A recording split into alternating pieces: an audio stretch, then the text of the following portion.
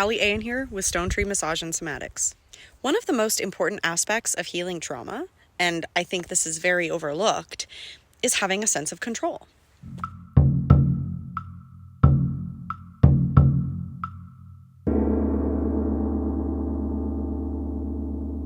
Traumatic events can happen and not result in lasting trauma effects. So what's happening when it does? One of the biggest factors is control. Let me explain. Most of us have heard about the fight or flight response. These are our nervous system's most primitive functions to protect us from harm. We also have freeze and fawn. When danger presents itself, these responses kick into gear. But what happens when we experience something that we cannot run from, cannot fight? This is when lasting effects from trauma are most likely to occur.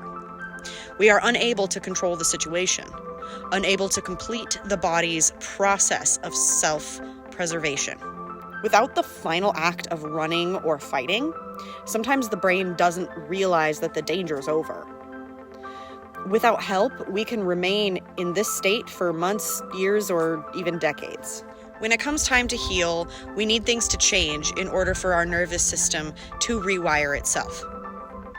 As great as it would be to use our rationale to tell ourselves, it's over, it just doesn't work that way. The primitive parts of us that react to trauma are not controlled by our rational brain, but rather by sensory input. When you are telling yourself the trauma is over, but are in a situation where you have no control, your body is getting mixed signals. Let me give you an example. A friend of mine recently got out of an abusive relationship. They had been unable to have any agency over their life due to this extremely controlling partner.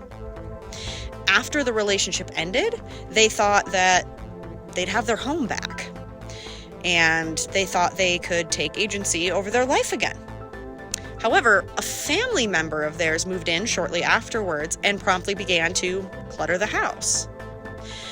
My friend then had trouble eating because there was no room on the counters.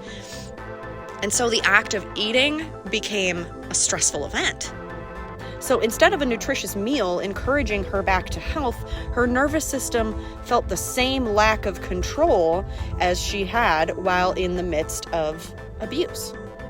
She was still in survival mode because her body didn't feel any difference between then and now. She still had no control.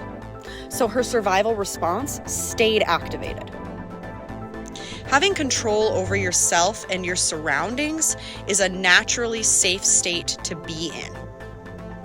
When you can go from a thought to an action seamlessly, the body registers that as safety. Without the stress of, I can't control my life, the nervous system can begin to realize that the danger is in fact over.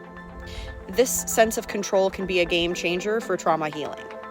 We cannot fix a problem in the same environment as we created it. And if lack of control caused the trauma, lack of control will not fix it. We need to use the language of the body to communicate safety, because the body is where safety is felt first. If we were unable to run from a disaster, such as a car wreck or a weather event, running can be vital to healing. If we were unable to fight off an attacker, the action of punching a punching bag can help. If we were stuck in an abusive, controlling relationship, gaining control of our home can help. If we had to survive by using our freeze response, learning to move our body and feel our sensations is the key to moving out of that response. Again, we cannot heal trauma in the same environment that created it. Environment can mean actions within our body, as well as external situations like living situations. If we cannot change our living situation, we can change the environment within our body. Yoga, Tai Chi, martial arts, and massage can all be ways to bring a sense of control back to your body. When dealing with trauma, you want to be very clear that you are healing and make sure that the professional that you're seeing is trauma informed. You want to work with someone who understands how trauma works so they don't unintentionally overwhelm your system and cause more harm. Especially with modalities like massage. There can be a power dynamic with your therapist, and it can be difficult to speak up when you're feeling uncomfortable or if something isn't quite what you wanted. And this is where I believe my experience makes all the difference, and where somatic massage is different from regular massage therapy.